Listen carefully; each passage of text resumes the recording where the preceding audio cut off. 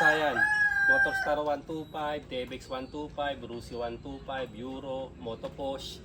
Ganito gawin nyo kasayan bago hindi nag-charge na motor. Ganito gawin nyo para mahuli nyo agad yung kanyang diferensya. Ito siya kasayan. Pupunta agad tayo sa stator. Yung mga pantra na motor. Punta agad tayo sa stator. Ito kasi kasayan palit na to. Kaya hindi na siya di bullet. Pag di bullet, tanggalin nyo lang yung yellow at saka yung white. O kaya naman kung ibang kulay na ba, kulay pink, tanggalin nyo lang. Kung dalawang dilaw, tanggalin nyo lang din. O kung dalawang puti, tanggalin nyo lang yung dalawa. Tapos, kailangan yung paanda rin ng inyong motor. Hindi nag-charge ka sa akin ha.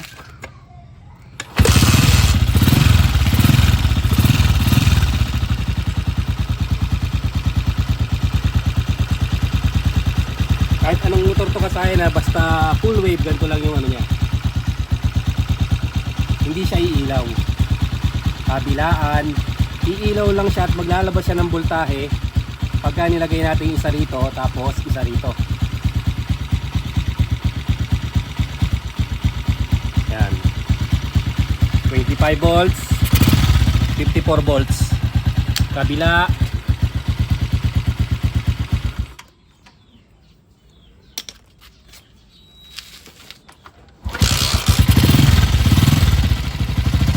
Kabila 51 volts 46. Ibig sabihin ka sa akin okay ang stator. Pag okay ang stator ka sa akin, punta kayo sa regulator. Ibabalik na natin ito ngayong kasayan ha. Basta ito kung stock pa to, naka ano lang to, naka bullet lang. Ito naman pag full wave, kahit magkabaligtaran. Yung dilaw mailagay natin sa puti, walang problema. Tapos yung puti o yung white red mailagay natin sa dilaw, walang problema. Kahit magkabaligtaran siya, okay na okay kasi full wave yan. Ang check naman natin dito sa may regulator rectifier. Dito. Sa may socket na yan, tingnan natin kung may supply siya ng positive at negative. Pag nilagay natin sa negative to, itong test clip natin, ang hanapin natin ay positive, yung kulay red. Okay, merong positive. Tapos lalagay naman natin sa positive, hahanapin naman natin yung negative, yung kulay green.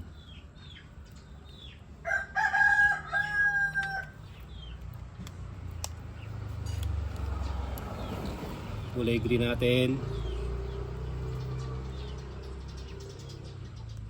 Mahina.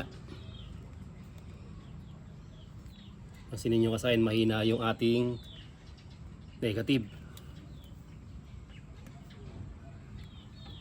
12.3.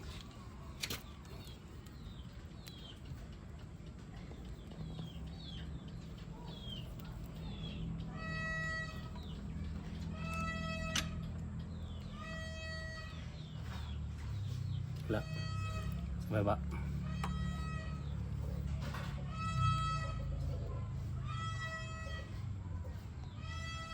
12.3. Okay.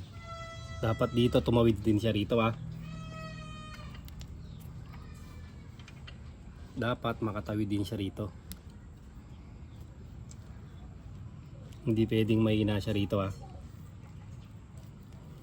Ito natin.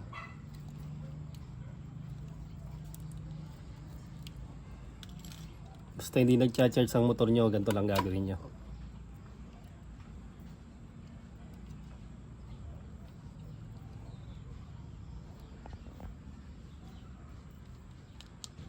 Kung minsan nagkakaroon ng ano yan, ng umido. Saka dito ulit. Ito kaganda sa test light na to eh. May voltahe 12.3.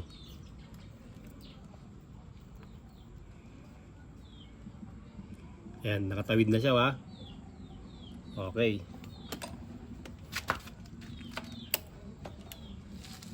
Voltahe natin ay 11.4.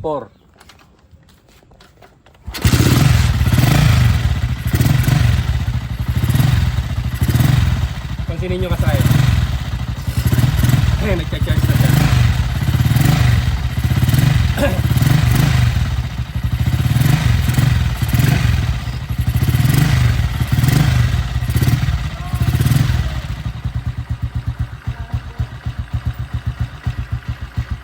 Sa nagka-problema, dito lang sa wire ng kanyang negative. Diba yun, ha?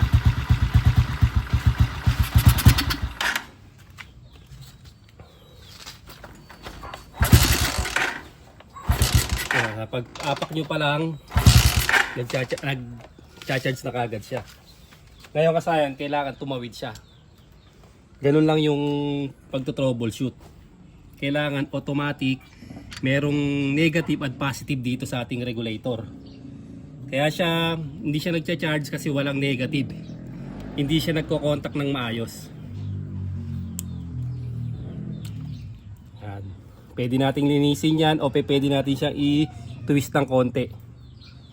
Kung minsan naman, kailangan natin siyang ipitan ng mga tanso. Ang magandang wire, ipitin natin kung sakaling maluwag na yung kanyang kanyang suksukan, hindi na siya maigpitan. Pwede rin WD-40, pwede rin gasolina. Nagka-problema lang siya sa pinaka-negative niya. Walang supply na negative. Spray natin ang ng WD-40. Pag wala kayo, gasolina lang gamitin niyo, ha.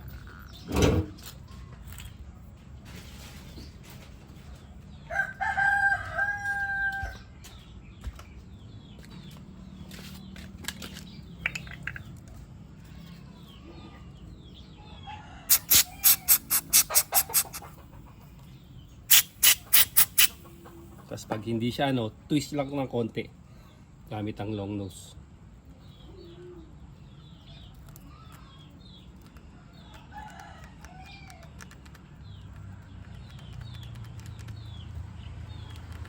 Kailangan tatawid ka agad siya. Hindi kagaya kanina pagka hindi ka agad nakakatawid yung kanyang yung kanyang negative. May negative nga dito pero hindi naman umabot sa charger. Kaya hindi siya nagcha-charge. Ayun siya sana. Pag tusok natin, hindi katulad kanina, hindi siya tumatawid. Bali yan ang importante, yung importante dito yung dalawa na yan. Yung positive at yung negative.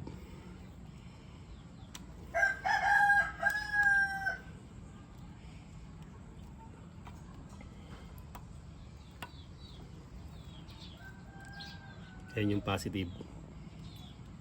Pag tusok natin yan, automatic, pagka meron dito, papasok na yan sa charger. Excuse. Excuse. Ibig sabihin kasayan, loose contact lang dito sa may sakit. Walang problema, walang papalitan. Ganun lang kasayan yung pag-troubleshoot. Kung sakali naman meron siya rito, hipuin nyo, gumagana yung stator. Okay tong okay tong positive at negative, hipuin nyo tong charger. Kailangan yung charger natin umiinit. Pag hindi siya umiinit, ibig sabihin sira na siya. Saka tayo magpapalit dito. Para sigurado, yan muna yung una natin gagawin, yung troubleshoot na yan. Hugutin nyo lang naman to kasayan, ganun lang yung pag-troubleshoot yan. Sure ball yan. Makukuha nyo kagad yan. Sa stator, tapos sa wirings, positive at negative. Pagka wala pa rin, tsaka kayo magpalit ng ng charger kasi okay na yung okay na yung inyong stator eh. Tapos sa battery naman, siyempre malalaman niyo mo kung meron pang yung battery niyo. Hanggang dito na lang mga kasayan. Salamat sa panonood.